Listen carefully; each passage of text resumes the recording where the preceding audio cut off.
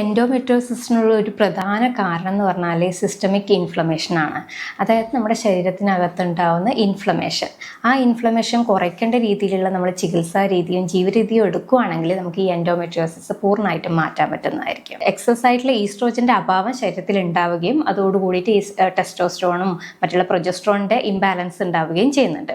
അപ്പോൾ ആ ഒരു സിറ്റുവേഷനിൽ നമുക്ക് പൂർണ്ണമായിട്ട് മാറ്റാൻ പറ്റുകയാണെങ്കിൽ എൻഡോമെട്രിയോസിസ് പൂർണ്ണമായിട്ട് നമുക്ക് ക്യൂർ ചെയ്യാൻ പറ്റുന്നതായിരിക്കും. എൻഡോമെട്രിയോസിസിനുള്ള പ്രധാന കാരണങ്ങൾ ഈസ്ട്രോജൻ ഡോമിനൻസ് അല്ലെങ്കിൽ ഇൻഫ്ലമേഷൻ ആണെന്ന് നമ്മൾ പറഞ്ഞു. അപ്പോൾ അതിന് വേണ്ടിയിട്ട് ആൻറ്റി ഇൻഫ്ലമേറ്ററി ആയിട്ടുള്ള ഭക്ഷണ സാധനങ്ങൾ കൂടുതലായിട്ട് ഉപയോഗിക്കുക. മഞ്ഞൾ, വെളുത്തുള്ളി, ഇങ്ങനെയുള്ള ഇഞ്ചി, ഇങ്ങനെയുള്ള സാധനങ്ങൾ പ്രധാനമായിട്ട് ഉപയോഗിക്കുക. അതേപോലെ ഒമേഗ-3 അടങ്ങിയിട്ടുള്ള ഫ്ലാക്സ് സീഡ്, അതുപോലെ നോൺ വെജിലുള്ള സാധനങ്ങൾ, ഫിഷ്, ഇങ്ങനെയുള്ള സാധനങ്ങൾ ഉപയോഗിക്കുക. കൂടാതെ സീഡ്സുകളും നട്ട്സുകളും, pumpkin seed, flax seed, sunflower seed, ഇങ്ങനെയുള്ള ചിയ സീഡ്, ഇങ്ങനെയുള്ളത് നമ്മൾ നിത്യജീവിതത്തിൽ ഉപയോഗിക്കുക. അതേകൂടെ തേങ്ങ ഉപയോഗിക്കുക, ഒലീവ്സുകൾ ഉപയോഗിക്കുക, വെളിച്ചെണ്ണ ഉപയോഗിക്കുക. ഇതൊക്കെ നമ്മൾ ഭക്ഷണത്തിൽ ഉൾപ്പെടുത്തുക.